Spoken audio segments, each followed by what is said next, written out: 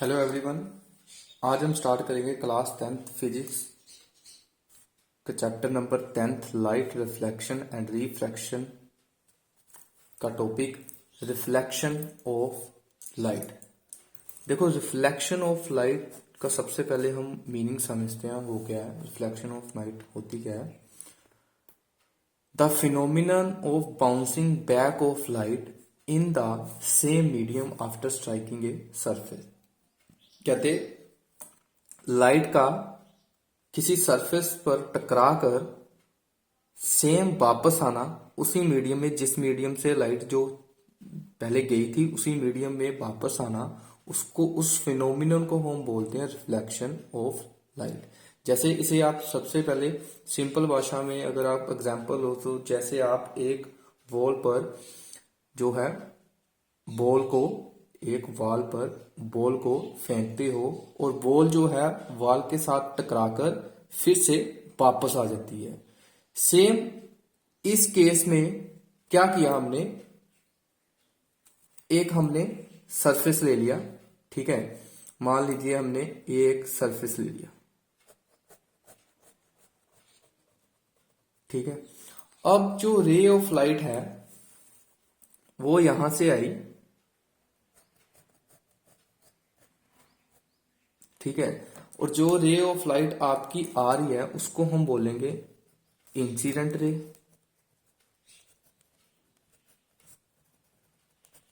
और जिस पॉइंट पर सरफेस के ऊपर जे मीट करी, ठीक है, जिस पॉइंट पर जे मीट करी उसको हम बोलेंगे point of incidence. Point of incidence, जिस पॉइंट पर आकर वो टकराई सरफेस के ऊपर उसको हम बोलेंगे पॉइंट ऑफ इंसिडेंस।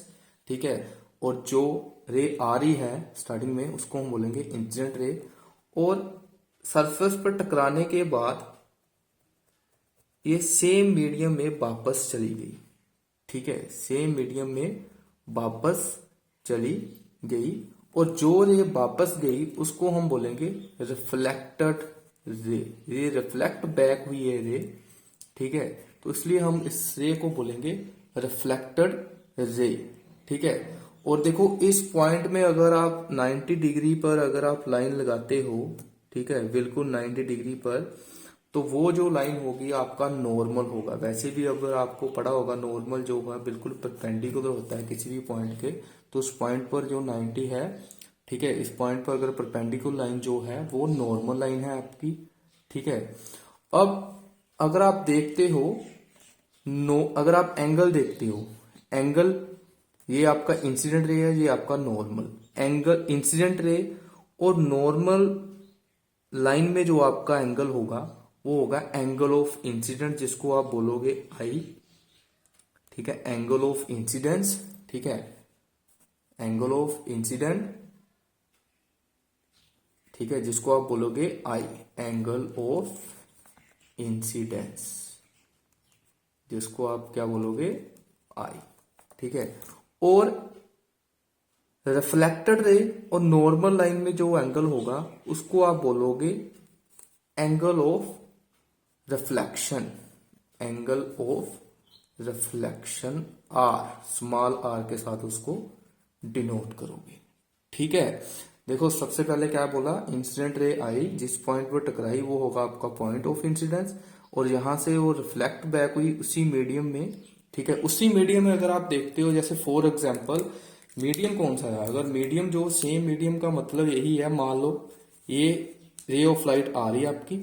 ठीक है, और रिफ्लेक्ट बैक होकर इस मीडियम में चली गई। अगर ये ऐसा होता, मान लो अगर लाइट की रे ऐसे ऊपर को आती, ठीक है, तो मीडियम चेंज होता, लेकिन वे यहां से आई और इसी मीडियम में वापस चलेगी, इसलिए हम बोल रहे हैं जिस मीडियम से आई वो उसी मीडियम से वापस चलेगी। ठीक है, रिफ्लेक्ट बैक होकर उसी मीडियम में वापस चलेगी। ये सारा फिनोमिनन को हम बोल रहे हैं, ठीक है, रिफ्लेक्शन ऑफ लाइट। ये सारा फिनोमिना है जो एक लाइट के टकराने के बाद सेम मीडियम में रिफ्लेक्ट बैक चले जाना, उस फिनोमिनन को हम बोल रहे हैं रिफ्लेक्शन ऑफ लाइट। ठीक है, तो अब हम देखेंगे laws of reflection of light. Laws of reflection of light, देखो इसके बहुत ही दो सिंपल लॉज हैं, ठीक है। पहला जो लॉ यो है वो कहता है एंगल ऑफ इंसिडेंट, जब लाइट जो है किसी पॉइंट पर टकराती है तो दो एंगल बनते हैं, हमने देखे angle of incident, angle of reflection. तो पहले लॉ के अकॉर्डिंग कहता है angle of incident I is equal to angle of reflection, मतलब जिस एंगल से लाइट जो है आएगी उसी एंगल से वो रिफ्लेक्ट बैक होगी। ये था उसका पहला लॉ। और सेकंड लॉ में वो बोलता है incident ray, normal and reflected ray all lie in same plane, ठीक है। द इंसिडेंट रे,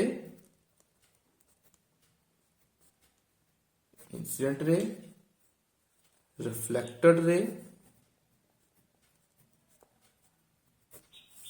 and normal at the point of incidence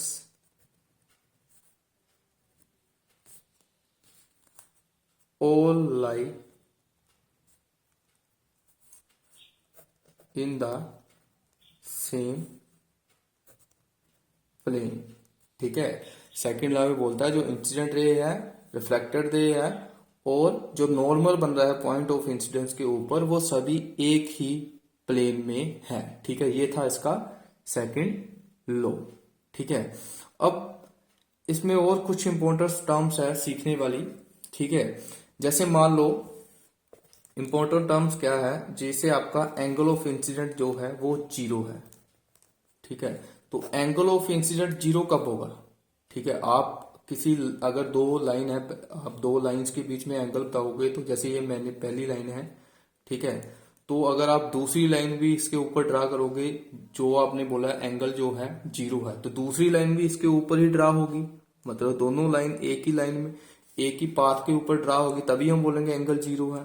तो अगर इस सरफेस के ऊपर आप बोलो ये आपका नॉर्मल था, तो इस सरफेस के ऊपर अगर आप बोलो एंगल ऑफ इंसिडेंट और नॉर्मल में जो एंगल है, एंगल इंसिडेंट रे और नॉर्मल में जो एंगल है वो एंगल जीरो हो, तो इसका मतलब फिर इंसिडेंट रे बिल्कुल ऐसे आएगी परपेंडिकुलर, तभी एंगल जीरो होगा, ठीक है। और अगर जो आपका इंसिडेंट एंगल जीरो है तो फिर रिफ्लेक्टेड एंगल भी सेम होता है, रिफ्लेक्टेड एंगल भी जीरो होना चाहिए।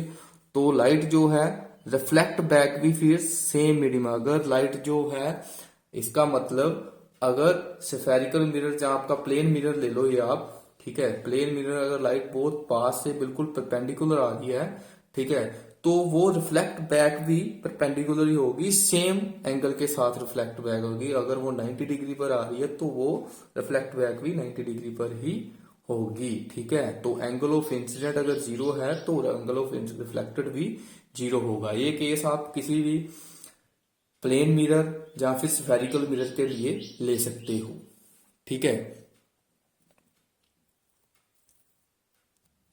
आगे इसके साथ ही रिफ्लेक्शन के भी देखो दो टाइप्स हैं, ठीक है। जैसे पहली टाइप जो है रिफ्लेक्शन की वो है रेगुलर रिफ्लेक्शन, ठीक है। टाइप्स ऑफ रिफ्लेक्शन में अगर आप देखो, टाइप्स ऑफ रिफ्लेक्शन में अगर आप देखते हो तो जो टाइप्स हैं वो दो हैं। रेगुलर रिफ्लेक्शन पहली टाइप्स है, ठीक है। देखो रेगुलर रिफ्लेक्शन में क्या है, the reflection of light from a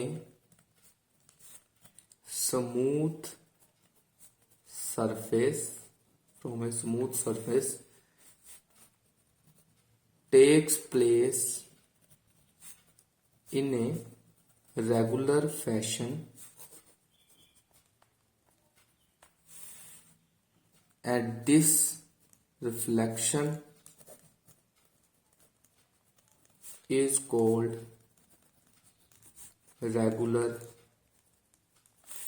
reflection। देखो रेगुलर रिफ्लेक्शन कैसी होती है, जैसे वो बोल रहे हैं जो रिफ्लेक्शन बिल्कुल एक स्मूथ सरफेस पर से होगी, जैसे मान लो ये एक स्मूथ सरफेस है, ठीक है, और अब ये इंसिडेंट रे आ रही है,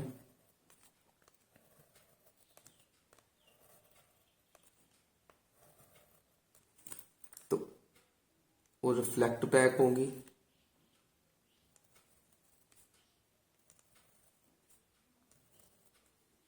ठीक है। अब ये जो रिफ्लेक्शन है, अगर आप इसमें देखते हो एंगल ऑफ इंसिडेंट और angle of reflection her ray of light का इक्वल होगा। ठीक है।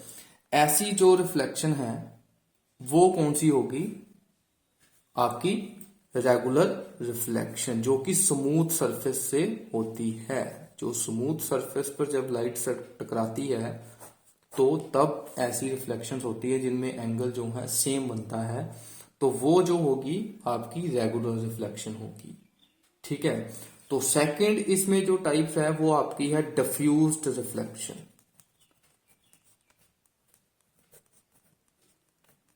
देखो डिफ्यूज रिफ्लेक्शन में क्या है, जो लाइट जब है किसी रफ सरफेस पर पड़ती है, the reflection of light from a rough surface, या फिर आप इरेगुलर सरफेस भी बोल सकते हो, takes place in a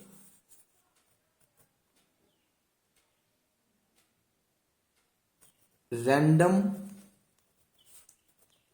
manner. ठीक है। कहते हैं जब लाइट एक रफ सरफेस जहां इरेगुलर सरफेस पर पड़ती है तब जो रिफ्लेक्शन होती है वो रैंडम मैनर में होती है। ऐसी जो रिफ्लेक्शन होगी डिफ्यूज रिफ्लेक्शन होगी। जैसे आपका रफ सरफेस कैसा है, जैसे मान लो ये आपका एक रफ सरफेस है। ठीक है। इस पर जो रिफ्लेक्शन होगी, ठीक है, वो रैंडम मैनर में होगी। ठीक है। इन सभी में जो एंगल ऑफ इंसिडेंट और एंगल ऑफ रिफ्लेक्शन है वो सेम नहीं होगा। ठीक है। जो एंगल ऑफ इंसिडेंट और एंगल ऑफ रिफ्लेक्शन है वो सेम, ये रैंडम ऑर्डर में हो रही है। कोई लाइन इधर को जा रही है, कोई इधर को जा रही है, कोई ऐसे जा रही है। ठीक है। ये एक रैंडम मैनर है, ये एक जैसी रिफ्लेक्शन नहीं शो करी इसमें। ठीक है। जो पहले वाला ऑर्डर था बिल्कुल एक जैसे ऑर्डर था, प्रॉपर ऑर्डर था। ठीक है। रेगुलर फैशन वाला ऑर्डर था। ठीक है। वो एक रेगुलर रेज ऑफ लाइट जो है इक्वल डिस्टेंस पर रिफ्लेक्ट हो रही थी। ठीक है।